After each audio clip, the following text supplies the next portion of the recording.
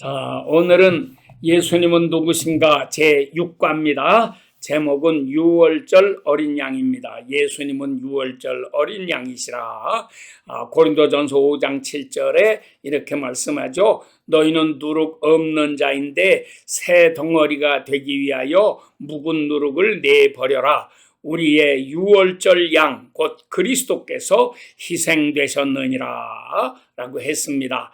우리의 유월절 양 그리스도께서 십자가에 못 박혀 돌아가시고 또 친히 한 어린 양이 되셔서 이렇게 자기의 생명을 주심으로 우리를 구원해 내셨다고 하는 것입니다. 자, 이 이야기는 출애굽 당시로 돌아가게 되는 거죠. 모세 때 출애굽 당시의 일입니다. 애굽 땅에 10번이나 무서운 재앙을 이렇게 내리게 되는데 9번째까지 이 무서운 재앙이 내리고 드디어 마지막 재앙인 10번째 재앙이 내리는 때가 되었습니다. 그때에 이 재앙을 내리는데 이 재앙은 어떤 재앙이냐? 이 애굽 사람의 집집마다 장자가 다 죽는 무시무시한 재앙입니다. 9번까지 아합 왕이 바로 왕이 고집을 부리고 마음이 강팍하여져서 이스라엘 백성을 보내지 않고 그러고 있다가 결국 이 10번째 무서운 재앙에 항복을 하고 말게 됩니다. 그래서 너희는 나가라 하고 쫓아내다시피 이렇게 하는 거죠. 이렇게 하는 놀라운 일이 일어날 때 10째 재앙이 이 장자들이 다 죽는 재앙이었더라. 왕의 장자로부터 저 아래에 제일 하층민이라고 할 수 있는 종의 장자들까지도 애굽 사람은 다 이렇게 죽었습니다. 뿐만 아니라 짐승들, 집에서 기르는 짐승들마저도 맏새끼는 전부 죽었습니다. 이렇게 무시무시한 재앙이 내리니까 결국 하나님 앞에 항복하고 말았습니다. 하나님이 하시는 일을 누가 감히 막겠습니까? 그래서 고집을 부리고 하나님 앞에 앙탈을 부리고 자기가 이길 수 있는 것처럼 이렇게 허세를 부려봐야 결국은 하나님 앞에 다 불복할 수밖에 없는 것입니다. 우리가 하나님의 부르심을 받았을 때에 얼른 나서서 주여 내가 여기 있습니다. 내가 하겠습니다. 나를 보내주세요. 이렇게 하면서 주님 앞에 자기를 드리고 주님의 은총을 간구하는 사람이 돼야지 복을 받는 것이고, 그렇지 않고 하나님을 거역하고 하나님이 나를 어떻게 하겠느냐 해가면서 건방을 떨고 자기 고집대로 하나님 말씀에 불순종하려고 하면 결국은 손해나는 건 자기밖에 없고, 어디까지 손해가 나느냐? 맏아들이 다 죽는 이 불행한 자리에까지 떨어지게 된다고 하는 것입니다. 그래서 우리가 이런 말씀을 다시금 마음에 새기면서 하나님 앞에 더욱 순종하고 진실하게 살아가는 아름다운 백성들이 되어야지만 하겠습니다. 그런데 예수님은 유월절 어린 양으로 이렇게 희생하셨다 하는 것입니다. 자, 그래서 이제 애굽 땅에는 집집마다 재앙을 내리는 천사가 찾아와 가지고 장자들을 다 쳤습니다. 이렇게 해서 다 죽었는데 이 재앙을 내리는 천사가 이스라엘 사람 집에 와서는 안 들어가요. 왜 안 들어갑니까?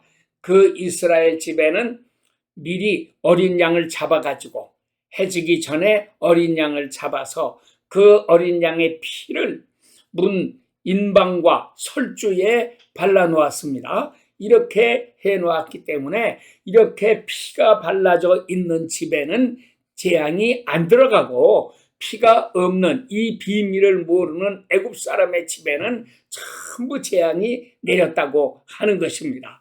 그래서 우리가 하나님의 말씀을 잘 귀담아 들어야 됩니다.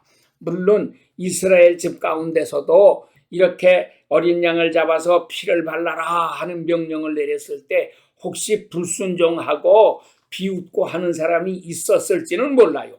그래서 피를 안 발라놨으면 그 집은 다 들어갔을 것입니다. 그래서 죽어요.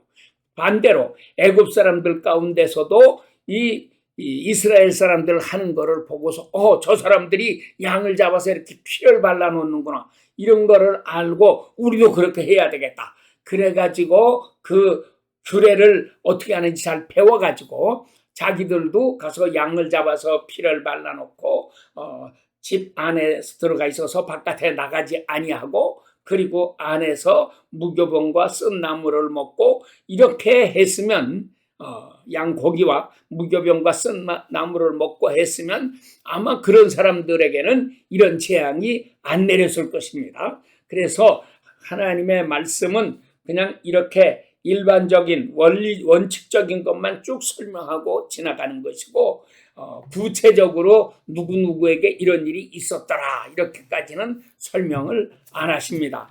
말씀을 듣지 않고 거역한 이스라엘 사람들, 또는 이 말씀을 듣고 자기도 살기 위해서 이 말씀대로 행했던 애굽 사람들, 이런 사람들에 대한 얘기는 안 나와요.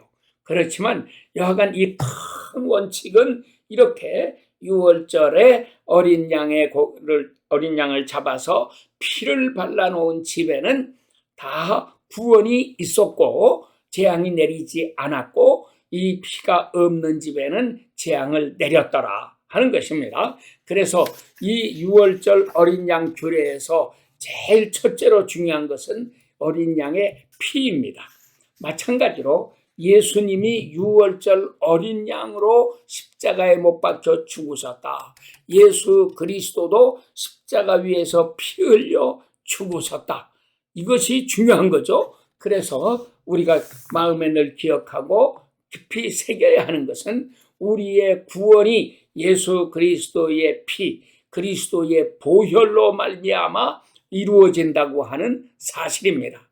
옛날 애굽에서 이스라엘 사람들은 양을 잡아가지고 그 피를 문, 설주와 인방에 발라놓았습니다. 그러면 오늘날 우리는 예수 그리스도께서 흘리신 그 보혈을 가서 받아가지고 우리도 우리의 마음문에 인방과 설주에 발라놓아야 하는 것이, 이것이 원칙 아니겠습니까? 그래서 이 원리를 가지고 우리도 그대로 순종하고 따라가야지만 합니다. 그래서 우리 그러면은 어디에 인방이 있고 설주가 있느냐, 어디가 있습니까? 이것이 우리 마음을 말하는 거죠. 우리 마음문에 인방과 설주에 발라놓아야 된다. 그래서 우리가 다 같이 주님의 십자가 앞에 나아가서 주님의 십자가 앞에서 무릎을 꿇고 우리를 위해서 당신의 생명을 주신 이 거룩한 희생의 제물로 돌아가신 예수 그리스도께 감사하면서 두 손을 높이 들고 십자가 위에서 방울방울 흘러내리는 그리스도의 보혈을 우리 손에 받아가지고 이것을 우리 마음에 발라야지 합니다. 마음문에 이렇게 바르면서 하나님이여 나의 마음에 이 보혈을 바릅니다.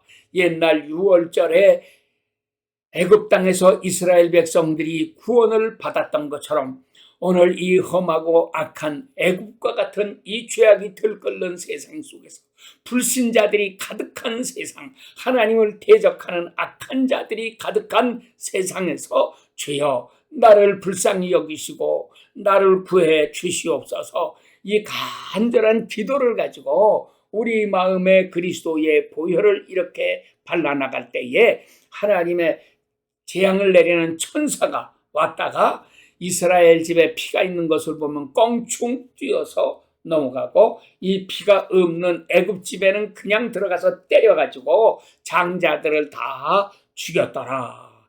이 사실이 우리에게 깊이 새겨지고, 그래서 이 절기 이름을 6월절이다. 껑충 뛰어넘어갔단 말이죠. 이렇게 해서 월자를 썼습니다. 월경을 한다든지 월남한다든지 또는 북한으로 올라가는 것을 월북했다고 그러든지 이렇게 말하지 않습니까? 그래서 이 뛰어넘는다는 월자를 써가지고 6월절, 천사가 재앙을 내리는 천사가 왔다가 껑충 뛰어넘어갔다. 그래서 우리에게도 이걸 발라놓으면 구체적으로 어떤 이익이 생기느냐? 무슨 이익이 생깁니까? 재앙을 내리는 천사가 왔다가 우리는 껑충 뛰어넘어간다, 그런 말이죠. 그러니까 마지막 때 대환난이 일어나고요, 어마어마한 재앙이 전 지구를 덮어서 사람들마다 다 우승을 치고 야단이 나는데, 지금도 보세요. 얼마나 엄청난 재앙이 쏟아지고 있습니까? 우리나라만 봐도 바로 우리 오른쪽 일본, 그리고 왼쪽에 중국, 이 두 나라에는 계속 재앙이 쏟아집니다. 근데 신기한 거는 재앙이 우리 한국에는 쏟아지지 않고 껑충 뛰어넘어가지 않습니까? 이제 여름철이 되었는데,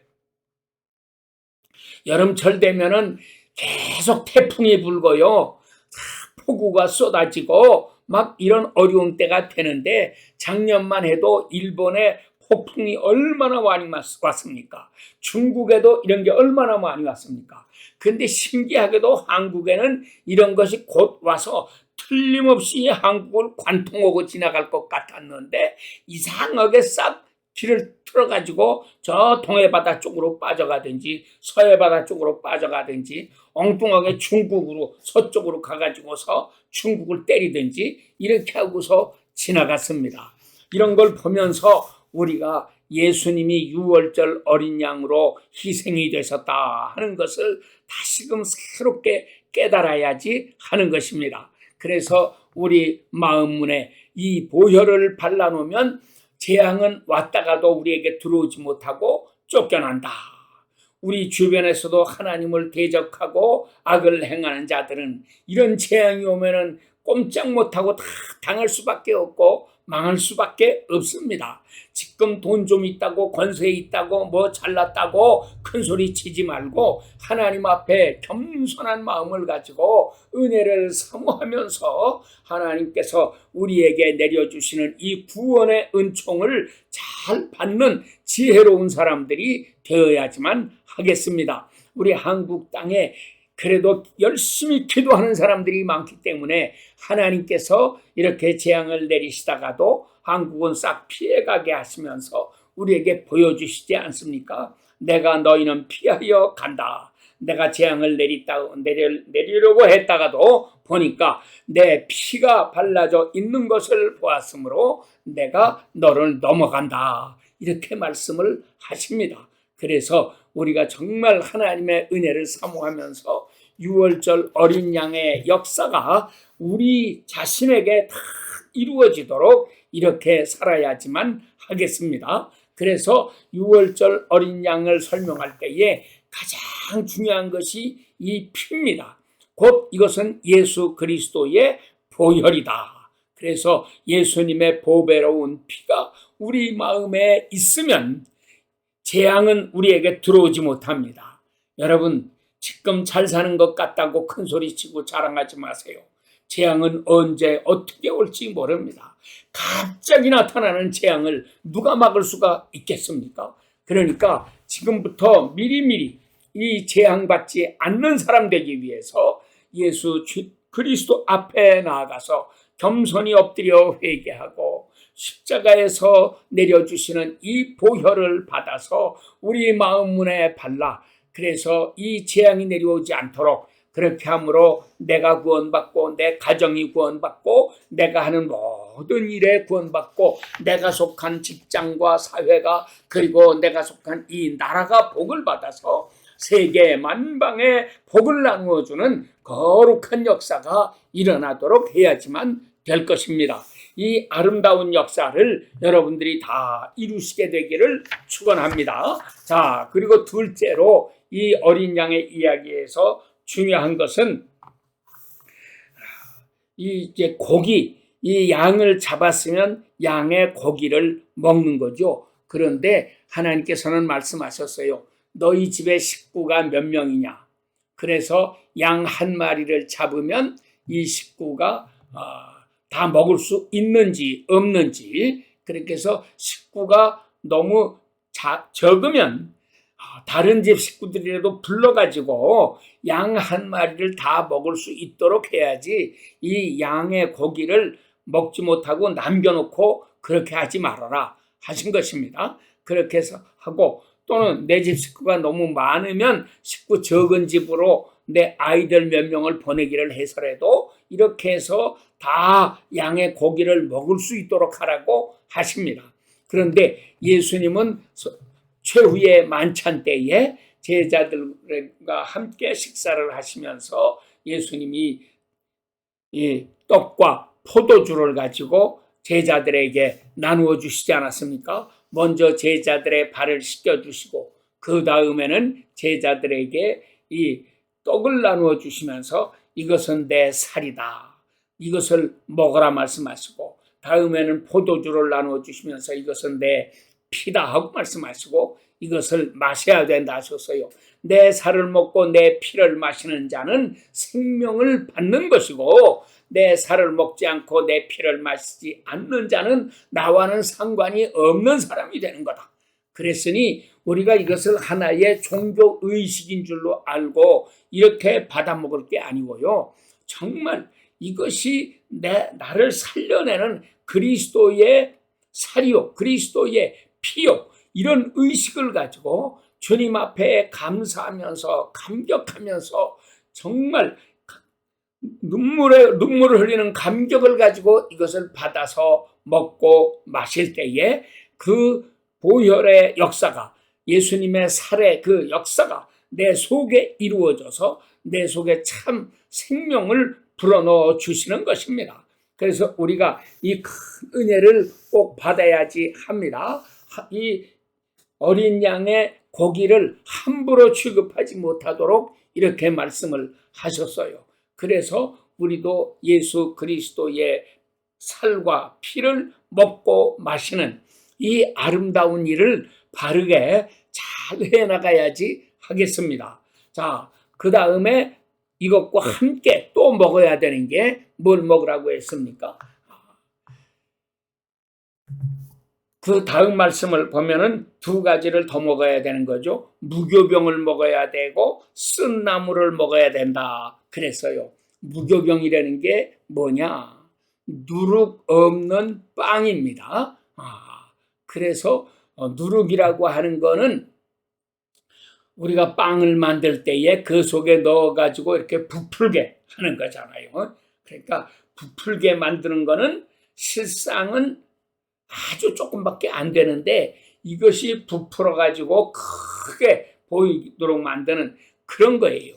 그러니까 일종의 속임수라고도 생각할 수가 있는 거고 이렇게 되는 건데, 우리가 정말 이렇게 되는 거를 부풀리는 거 하지 말라고 하시는 것입니다. 그래서 이것은 우리 속에 있는 죄를 상징합니다. 아까 우리가 고린도전서 5장 7절을 읽었지만 그 다음 5장 8절을 보면은 이 누룩에 대한 설명이 나와요. 이것이 곧 죄를 상징합니다. 부패성을 상징합니다. 그래서 이런 것이 없어야지 한다고 하는 것입니다. 그러므로 6월절 때에는 양식을 먹어도 누룩이 없는 빵을 먹어야지만 한다. 사실 그 누룩 없는 빵이 딱딱하고 무슨 맛이 있겠습니까? 그렇지만 맛이 없어도 그거를 먹어야 된다는 거죠. 이거는 뭘 상징하느냐? 우리가 이 세상에서 죄를 짓지 말아야 된다. 죄악을 전부 없애야 된다. 6월절 되기 전에 이스라엘 사람들 집에서는 이 누룩에 관계되는 거 다 치웠습니다. 다 치워서 이런 거를 멀리하고 그렇게 하고 6월절을 맞이했어요. 그래서 우리도 이렇게 그리스도의 십자가 고난을 묵상하면서 6월절을 맞이할 때에 우리도 우리 마음에서 또는 우리 가정에서 우리 자녀들에게서 모든 죄라고 생각되는 것은 다 멀리 치워버리고 우리도 새로운 사람으로 변화받아서 순수한 마음으로 은혜를 사모하는 이런 사람들이 되어야지 하는 것입니다. 자, 이것이 무교병에 대한 이야기고요. 또 하나는 쓴 나물이라고 그랬죠. 쓴 나물. 왜 달콤한 나물을 먹지 쓴 나물을 먹어야 합니까? 그런데 하나님은 쓴 나물을 먹으라고 하셨어요. 왜 그렇게 하셨을까요? 이것이 우리 인생이 쓰디 쓴 것이라고 하는 것을 우리에게 깨우쳐 주시는 거고, 이 세상에서 너무 달콤한 것만 찾지 말고 쓴 것도 달게 먹을 수 있는 그런 사람이 되라고 가르쳐 주시는 것입니다. 또 예수 그리스도가 이 구원을 위해서, 우리의 구원을 위해서 십자가의 쓰라린 고난을 달게 받으셨던 것처럼 우리도 이렇게 십자가를 지고 이 죄악이 많고 험악한 세상에서 주님을 잘 따라가는 사람이 되라고 하는 것입니다.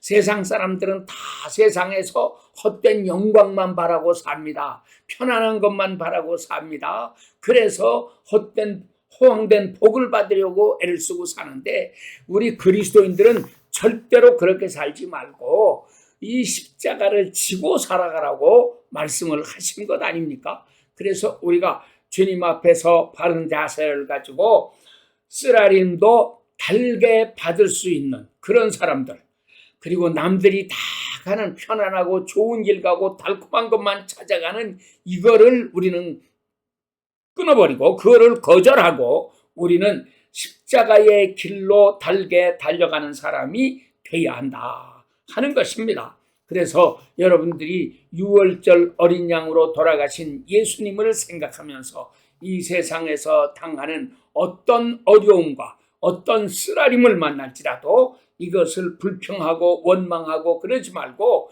기쁨으로 감내해 나갈 수 있는 아름다운 백성들이 되어야지만 하겠습니다. 하나님은 오늘도 이런 사람을 찾고 계시지만, 그러나 세상 사람들은 그렇지가 않잖아요. 특별히 보세요. 오늘날 우리 목사님들이 설교를 할 때에도 우리 귀에 듣기 좋은 달콤한 소리, 재미있는 소리, 칭찬해주는 소리, 우리를 높여주는 소리, 이런 소리 하는 거를 우리가 좋아하고, 그런 설교를 하는 사람에게는 와와하고 모여듭니다. 그러나 우리의 양심을 찔러주고 죄를 깨우쳐주고 죄를 회개하라고 명령하고 이렇게 책망하고 이런 설교를 하면은 사람들은 듣기 싫다고 그러고 다 피해서 안 찾아갑니다. 그렇지만 우리가 정말 나를 살려주는 말씀이 무엇인가, 이거를 마음에 깊이 깨달아야 합니다. 그래서 옛날 우리 조상들도 다 그렇게 가르쳤어요. 양약고구나 이어 병하고 충언역이나 이어 행이라. 좋은 약은 입에 쓰지만 병에는 이롭고, 그리고 충성된 말은 귀에는 거스르지만 우리 행함에는 이롭다 하고 가르치지 않았습니까? 그러니까 우리가 정말 지혜로운 사람은 내가 무엇이 잘못되어 있나, 내가 어떻게 해야지 하나님 앞에 바로 설 수가 있는가, 내가 어떻게 하면 나를 바르게 가르쳐줄 선생님을 만날 수가 있을까, 이런 사모하는 마음을 가지고서 우리가 기도하고 그런 교회를 찾아 나가고, 그래서 그런 말씀을 받고 우리가 새롭게 변화되는 이 복된 역사가 꼭 이루어져야지만 하는 것입니다. 여러분들의 삶 속에서 정말로 이 아름다운 역사가 일어나시게 되기를 축원합니다. 아멘. 자, 마지막으로 한 가지 더 생각할 게 있습니다. 6월절 양은 정월 10일 날 양을 택합니다. 그래가지고 나흘 동안 관찰을 합니다. 그래서 나흘 동안 무엇을 관찰하느냐, 혹시 이 양에게 무슨 흠이 있지는 않는가 하는 것을 관찰해야 돼요. 그래서 만약에 어떤 흠이 있다면 그 양은 불합격입니다.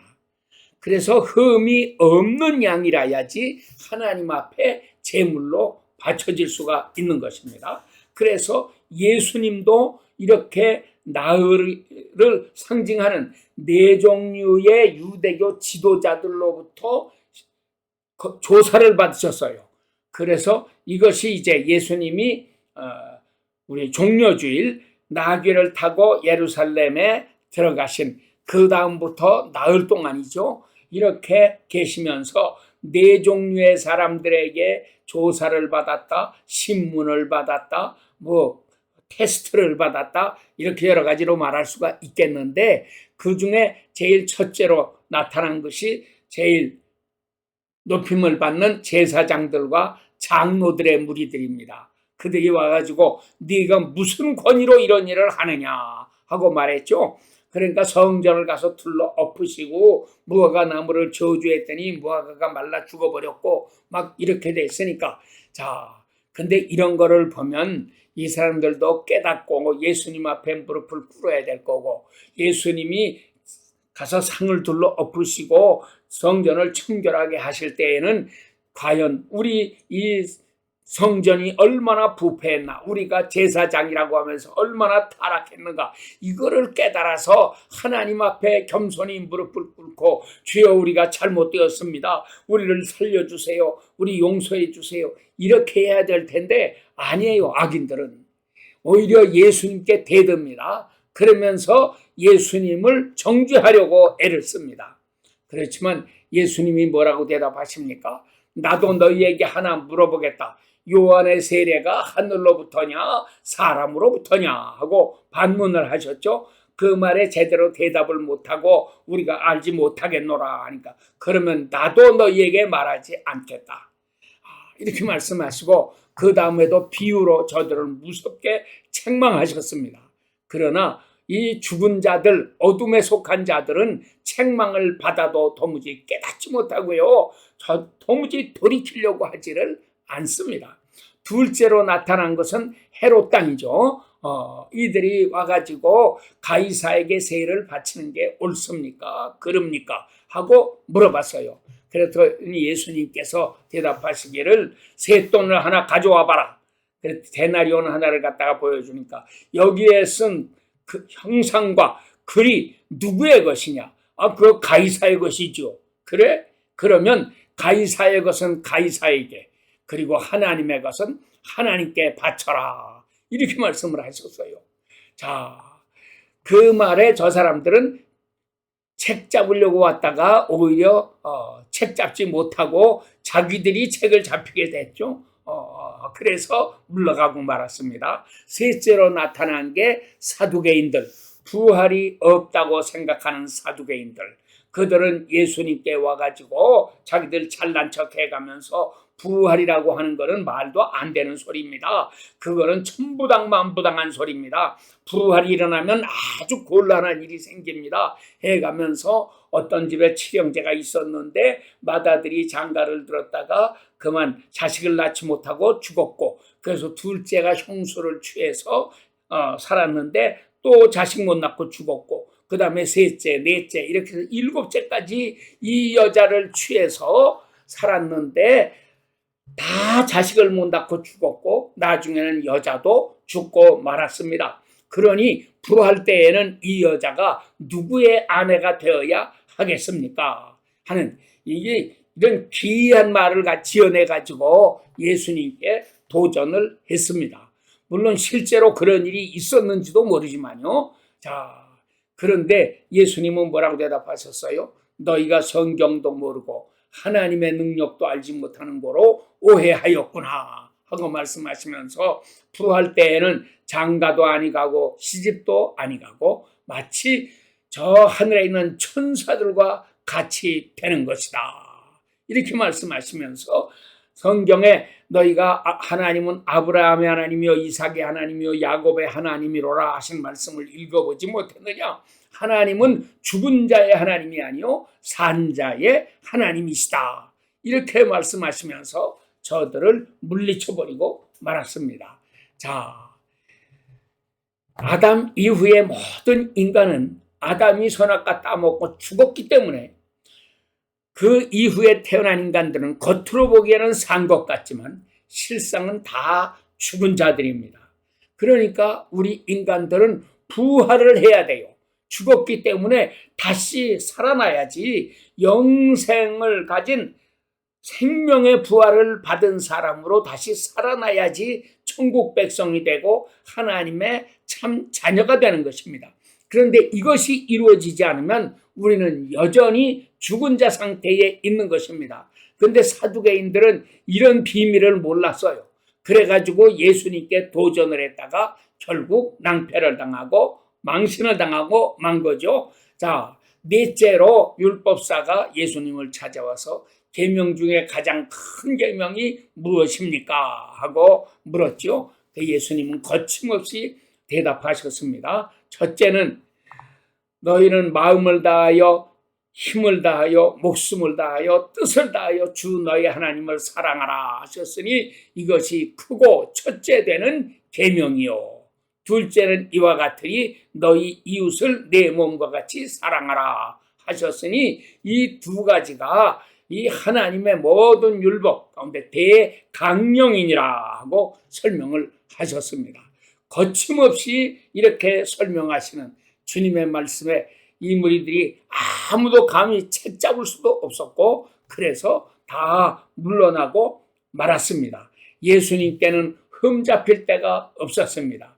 마지막에 빌라도의 재판정에 섰을 때에 빌라도가 예수님을 보고 나는 이 사람에게서 죄를 찾지 못하겠노라 하고 선포하지 않습니까? 예수님께는 아무 죄가 없으셨다 하는 것이 명명백백하게 드러난 것입니다.